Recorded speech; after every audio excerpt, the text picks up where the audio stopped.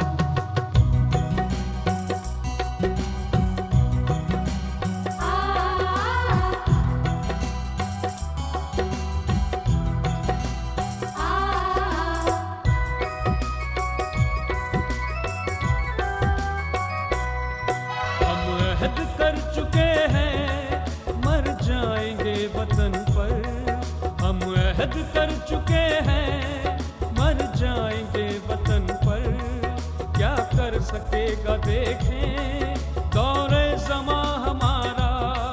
हम अहद कर चुके हैं, मर जाएंगे वतन पर, क्या कर सकेगा देखें दौरे ज़मा हमारा।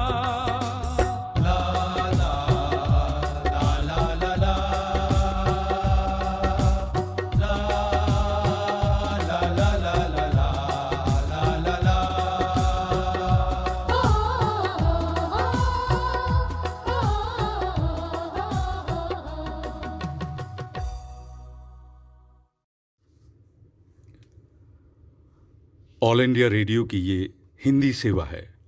अब आप मुनीश शर्मा से समाचार सुनिए। भारत, ऑस्ट्रेलिया, जापान और अमेरिका की 4 पक्षीय मंत्री स्तरीय बैठक टोक्यो में संपन्न हुई। ये समूह की दूसरी बैठक थी।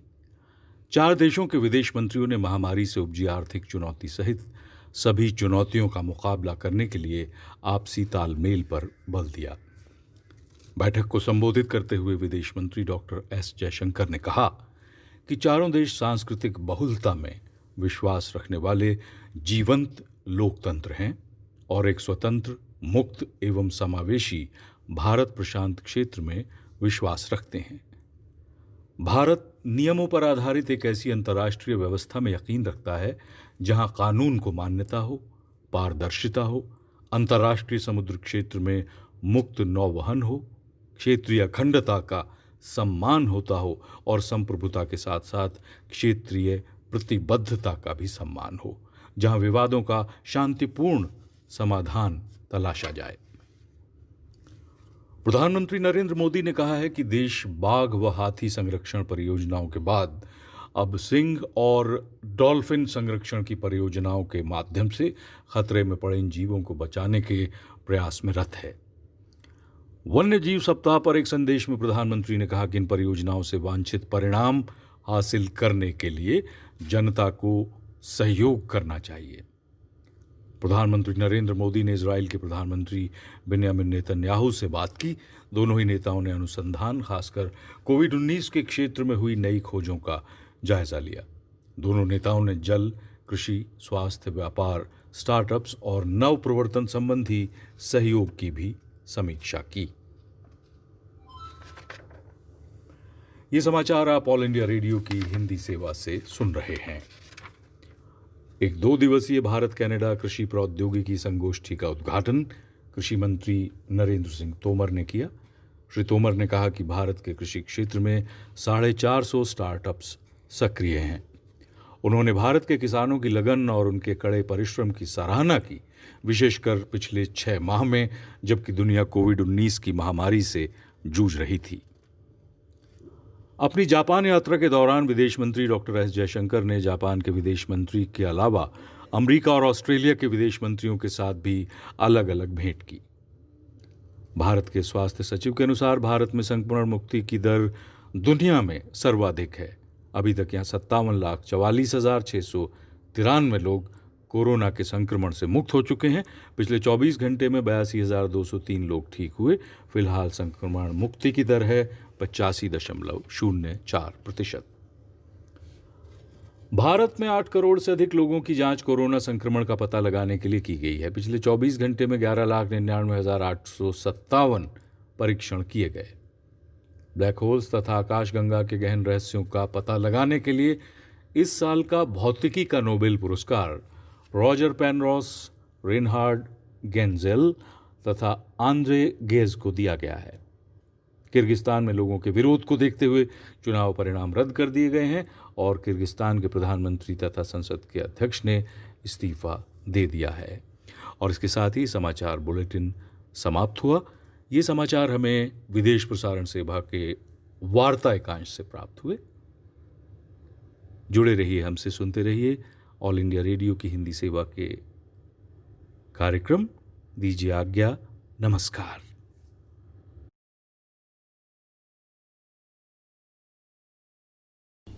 आइए अब आपको बताते हैं पचमढ़ी के बारे में। भारत के राज्य मध्य प्रदेश के पचमढ़ी पहाड़ी क्षेत्र को सतपुड़ा की रानी भी कहा जाता है। ये खूबसूरत और आकर्षक पहाड़ी क्षेत्र होशंगाबाद जिले में सतपुड़ा क्षेत्र में 1000 मीटर की ऊंचाई पर स्थित है। इसके इतिहास पर अगर नजर डालें तो गोंड प्रजाति के राजा भावुद सिंह का साम्राज्य यहाँ रहा था। अपनी सुरम्य पहाड़ी छटाओं, प्राकृतिक नजारों और अद्भुत मौसम की वजह से पचमढ़ी हमेशा से ही आकर्षण का केंद्र रहा है। इसे मध्य प्रदेश का हरा भरा हीरा भी कहा जा सकता है। तन मन को शांति और खुशी से भर देने वाला पचमढ़ी जंगली बांस, जामुन के बाग और घने साल के जंगलों के लिए जाना जाता है। यहाँ महादेव पहाड़ी में हैरान कर देने वाले पहाड़ी चित्रण हैं। इनमें से ज्यादातर को 500 से लेकर 800 ईसा पूर्व के बीच का माना जाता है, लेकिन कुछ कुछ चित्रों को तो 10,000 सालों से भी पुराना माना जाता है। बड़ी संख्या में मौजूद बांस हवा की रवानगी के साथ मिलकर जैसे कोई गीत गाते हों। मध्य प्रदेश के इस इकलौते पहाड़ी क्षेत्र के दर्रे और दैव्य झरने आंखों को बस मोह लेते हैं और चमत्कृत कर देते हैं। पचमढ़ी की पहाड़ियों, घाटियों, गहरे दर्रों, घने जंगलों, मनमोहक हरियाली, खुले मैदानों और गुनगुनाते प्रपात के अलावा एक और चीज है जो पर्यटकों को यहाँ खींच लाती है और उन पर जादू का सा असर करती है, और ये है क्षितिज पर सूर्यास्त देखना। लोग सिर्फ सूर्यास्त देखने के लिए अलग से समय निकालते हैं और पचमढ़ी जाने से पहले ही तय कर लेते हैं कि उन्हें सूर्यास्त जरूर देखना है। अब आपको बताते हैं कि पचमढ़ी में आप इसके अलावा और क्या क्या देख सकते हैं। यहाँ के प्रमुख दर्शनीय स्थल हैं रजत प्रपात, जमुना प्रपात, धूत अखिलेश, बड़ा महादेव, गुप्त महादेव। शिवरात्रि के समय में शिव भक्त बड़ी संख्या में आते हैं छावरागढ़ में। इसके अलावा मध्य प्रदेश और सतपुड़ा की सबसे ऊंची चोटी धूपगढ़ को देखने भी पर्यटक बड़ी संख्या में आते हैं। हांडी खो आप देख सकते हैं, Apsara falls, Jatashankar, duchess fall, Pachmarhi hill, water meet, Tridhara और वनश्री धारा देखने के लिए पर्यटक खूब कोशिश करते हैं कि एक भी दर्शनीय स्थल उनके हाथों से छूटे ना और वो जरूर देखें। अगर बात करें पचमढ़ी के मौसम की, तो मौसम यहाँ अपनी पूरी दरियादिली दिखाता है। शांत रास्तों पर अगर आप चलना शुरू करें तो पता ही नहीं चलेगा कि कब बांस के झुरमुटों और साल के जंगलों में या जामुन के बागों में पहुंच गए।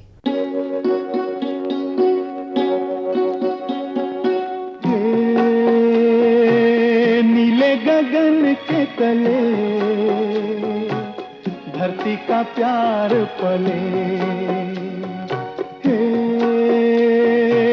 नीले गगन के तले धरती का प्यार पले। ऐसे ही जग में आती हैं सुबहें, ऐसे ही शाम ढले। नीले गगन के तले धरती का प्यार पले।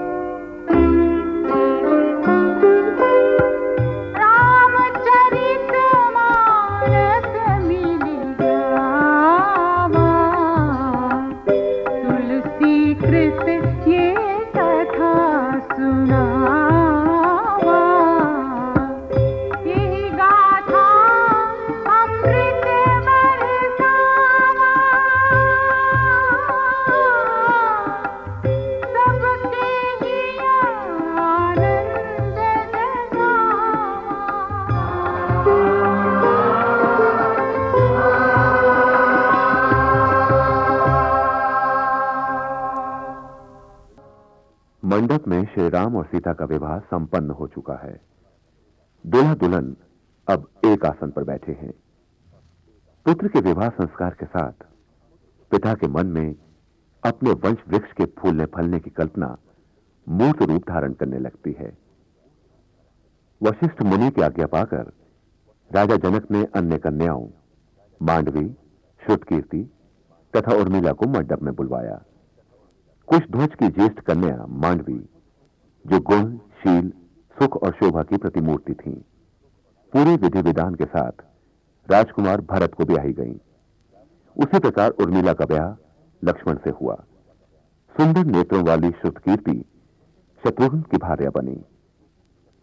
अपने चारों पुत्रों को वधुओं सहित देखकर अवध नरेश ऐसे आनंदित हो रहे हैं मानो उन्होंने यज्ञ, श्रद्धा, योग तथा ज्ञान इन 4 राजसिक क्रियाओं द्वारा अर्थ, धर्म, काम और मोक्ष प्राप्त कर लिया हो।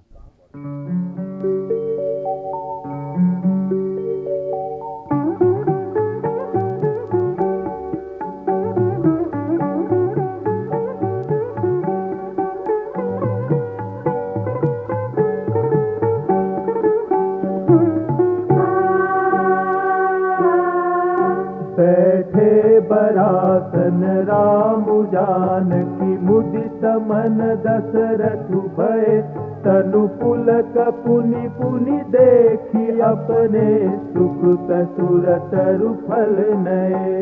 हरि भुवन राम साहु राम बिहाहु सब ही कहा यही भांति बरनी विराट रचना एक यहु मंगल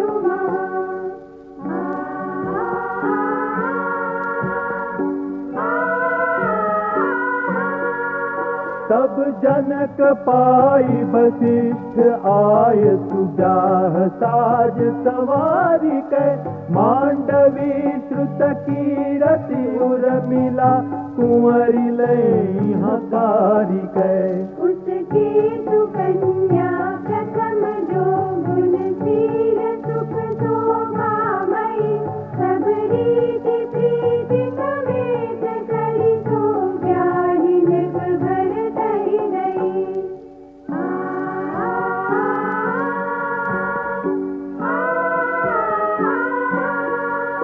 जानकी लघु भगिनी सकल सुंदरी शिरोमणि जानिके सोतनय दीन्ही ब्याहि लखनहि सकल विधि सन्मानिकै। यही नाम श्रुत कीरति सुलोचनि सुमुखी सब गुण आगरी सोदरी पुतूदन ही भूपति रूपशील उजागरी।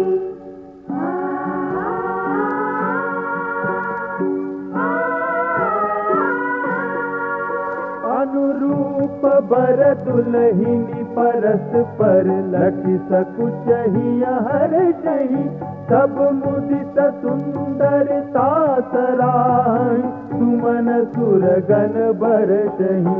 सुंदरी सुंदर वरन सह सब एक मंडप राजनी जनु जीव उर चारि अवस्था त्रिभुवन सहित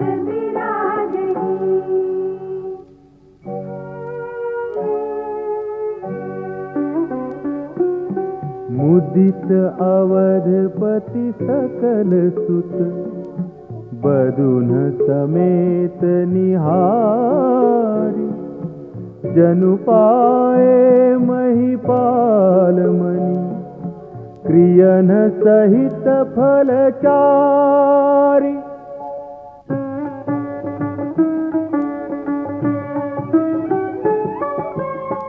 जसि रघुबीर ब्याह विधि परनी सकल कुंवर ब्याहे तेहि करनी। कहीं न जाई कछुदाई जभूरी रहा कनक मणि मंडप पूरी।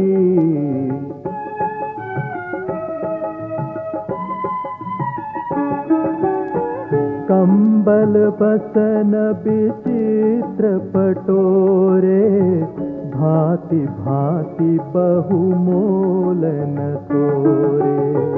गजरथ तुरग दास अरुदासी धेनु अलंकृत काम दुहासी।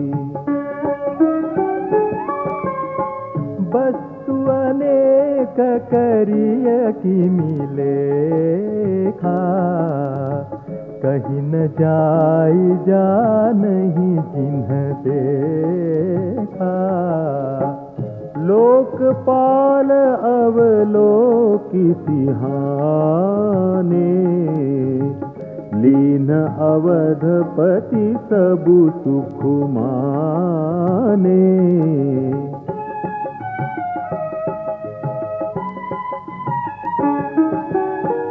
दीन जाचकन्हि जो जही भावा, उबरा सो जनवा से ही आवा। तब कर जोरी जनक मृदुबानी, बोले सब बरात सनमानी।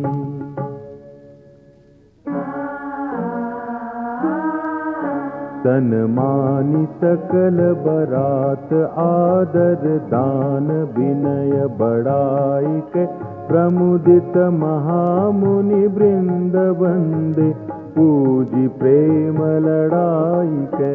तिरुनाई देव मनाई सब सन कहत कर संपुट किए, सुर साधु चाहत भाव सिंधु की, तोष जल अंजलि दिए। कर जोरी जनकु बहोरी बंधु समेत, कोसल राय सो बोले मनोहर बयन सानि, स्नेहशील सुभाय सो।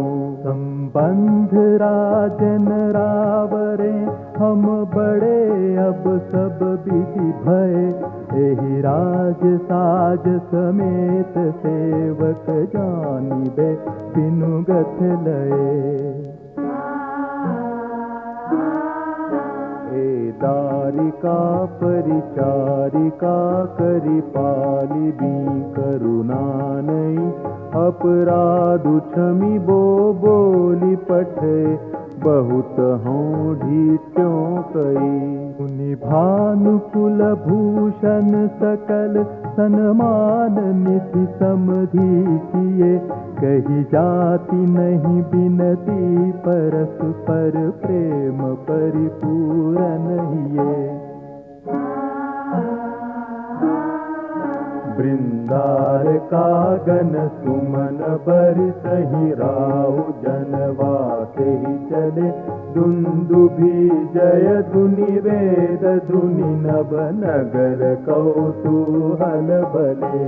सब सखी मंगल गान करत, मुनीस आरत पाइक, दूल्ह दुल्हिन सहित सुंदर, चली को बर लाई गए।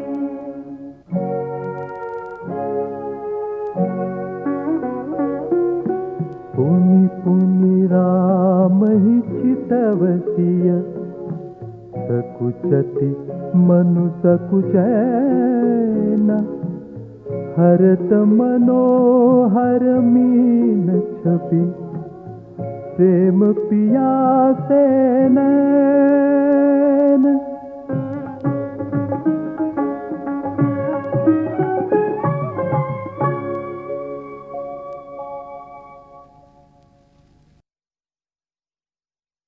सामयिक वार्ता। विषय भारत म्यांमार संबंधों के नए आयाम। आलेख वरिष्ठ पत्रकार रंजीत कुमार का। वाचन स्वर नीलम मलकानिया का। पड़ोस प्रथम और एक्ट ईस्ट नीतियों के अनुरूप भारत म्यांमार को उच्च प्राथमिकता देता है। इसलिए भारत के उच्चाधिकारी आर्थिक और सुरक्षा क्षेत्रों में सहयोग बढ़ाने और संबंध गहरे करने के उद्देश्य से म्यांमार सरकार के उच्च पदाधिकारियों और सशस्त्र सेनाओं के साथ सक्रियता बनाए हुए हैं। कोविड-19 महामारी से उपजे हालात के बावजूद भारत के सेना स्टाफ प्रमुख जनरल MM नरवणे और विदेश सचिव हर्षवर्धन श्रृंगला ने म्यांमार की यात्रा की। इस यात्रा की वजह से द्विपक्षीय संबंधों में हालिया वर्षों में हुई प्रगति की समीक्षा करने का अवसर मिला। दोनों देशों ने आसियान और बिम्स्टेक जैसे क्षेत्रीय बहुपक्षीय संगठनों के माध्यम से सुरक्षा और ऊर्जा क्षेत्रों में तथा आर्थिक सहयोग और विकासीय मंचों पर एक मजबूत संबंध विकसित किया है। भारत के सेना प्रमुख और विदेश सचिव द्वारा एक साथ यात्रा करना सामरिक दृष्टि से भी महत्वपूर्ण है। भारत और म्यांमार दोनों ही आतंकवाद से पीड़ित रहे हैं। म्यांमार नेतृत्व की ओर से भी भारत के उच्च पदाधिकारियों की यात्रा को बहुत महत्व दिया गया। म्यांमार की राजकीय सलाहकार आंग सान सूची और रक्षा सेवाओं के कमांडर प्रमुख वरिष्ठ जनरल मिन ऑन्ग ह्लेंग ने इन भारतीय अधिकारियों से मुलाकात की और द्विपक्षीय संबंधों के आगामी रुख पर विचार विमर्श किया। म्यांमार की ओर से वहां की सशस्त्र सेनाओं के उप कमांडर इन चीफ वरिष्ठ जनरल सो विन ने दोनों देशों की रक्षा सेनाओं के बीच सहयोग मजबूत करने के नए उपायों के बारे में भारत के सेना प्रमुख से गहन वार्ता की। म्यांमार के विदेश मंत्रालय से स्थायी सचिव यूसो हान ने भारत के विदेश सचिव से द्विपक्षीय महत्व के मुद्दों पर अलग से चर्चा की। अधिकारियों ने भारत की मदद से म्यांमार में तैयार हो रही उच्च महत्व की विकासीय अवसंरचनात्मक परियोजनाओं की प्रगति पर भी चर्चा की। इन परियोजनाओं की लागत 1.4 बिलियन अमेरिकी डॉलर से ज्यादा है। इनमें से 2 फ्लैगशिप संपर्क परियोजनाएं हैं जो कि म्यांमार और कालादान मल्टी मॉडल पारगमन परिवहन के रास्ते से कोलकाता को बैंकॉक से जोड़ने वाला त्रिपक्षीय राजमार्ग संपर्क परियोजना है। दोनों पक्षों ने रखाइन स्टेट विकास कार्यक्रम के अंतर्गत उल्लेखनीय प्रगति पर भी संतोष व्यक्त किया। इस यात्रा के दौरान भारत के क्षमता वर्धन प्रयासों के हिस्से के तौर पर विदेश सचिव ने सॉफ्टवेयर विकास और प्रशिक्षण उत्कृष्टता केंद्र का भी उद्घाटन किया। विकासीय परियोजनाओं की प्रगति पर विचार विमर्श करने के अतिरिक्त दोनों पक्षों ने सीमाई क्षेत्रों में सुरक्षा और स्थिरता बनाए रखने पर विशेष जोर देते हुए सुरक्षा सहयोग की भी समीक्षा की। दोनों पक्षों ने अपने अपने राज्य क्षेत्रों का इस्तेमाल एक दूसरे के खिलाफ गतिविधियों के लिए नहीं होने देने की भी प्रतिबद्धता व्यक्त की। भारतीय पक्ष ने विभिन्न उपद्रवी समूहों के 22 विद्रोहियों पर कार्रवाई करने के लिए म्यांमार की प्रशंसा की। कोविड-19 संकट का सामना करने में पड़ोसी मित्र की मदद करने की नैतिक जिम्मेदारी निभाते हुए विदेश सचिव और सेना प्रमुख ने म्यांमार की राजकीय सलाहकार आंग सान सूची को रेमडेसिविर दवाई की 3000 शीशियां सौंपी। ये दवा कोरोना विषाणु के उपचार में सहायक है।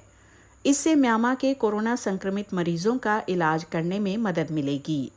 विदेश सचिव ने कोविड-19 टीका उपलब्ध हो जाने पर भी म्यांमार को प्राथमिकता देते हुए इसके साथ टीका साझा करने का संकेत दिया। भारत ने बांग्लादेश और म्यांमार को वित्तीय मदद तथा अन्य सहयोग के साथ मानवीय सहायता भी उपलब्ध करवाई है ताकि इन देशों के विस्थापित नागरिक शीघ्र ही अपने देश लौट सकें। हालिया वर्षों में भारत और म्यांमार ने अपने ऊर्जा सहयोग भी मजबूत किए हैं। फरवरी 2020 में भारत के राष्ट्रपति रामनाथ कोविंद की म्यांमार यात्रा के दौरान दोनों पक्षों ने पेट्रोलियम उत्पादों में सहयोग हेतु एक सहमति ज्ञापन पत्र पर भी हस्ताक्षर किए थे। दोनों देशों का तेल और गैस क्षेत्र के संयुक्त कार्यकारी समूहों के माध्यम से ऊर्जा क्षेत्र में द्विपक्षीय सहयोग को आगे बढ़ाने के लिए एक संस्थागत तंत्र भी मौजूद है। इसकी अंतिम बैठक इसी साल जून में हुई थी। सीमा व्यापार को बढ़ावा देने के लिए भारत सरकार ने मिजोरम और म्यांमार के बीच हाट पुल निर्माण के लिए 20 लाख अमेरिकी डॉलर का अनुदान देने की घोषणा की है। इससे आर्थिक संपर्क को बढ़ावा मिलेगा। म्यांमार का विश्व प्रसिद्ध बागान पगोड़ा 2016 में आए भूकंप से क्षतिग्रस्त हो गए थे। भारत ने इसे ध्यान में रखते हुए म्यांमार की सांस्कृतिक धरोहरों को बचाने के लिए भी मदद करने की घोषणा की है। कार्यक्रम आपको कैसा लगा हमें जरूर बताइएगा esth.radiomail@gmail.com पर। अपना ध्यान रखिए, अपने परिवार का ध्यान रखिए। अगले अंक में हम फिर हाजिर होंगे। अब मुझे यानी नीलम मलकानिया को दीजिए इजाजत। नमस्कार।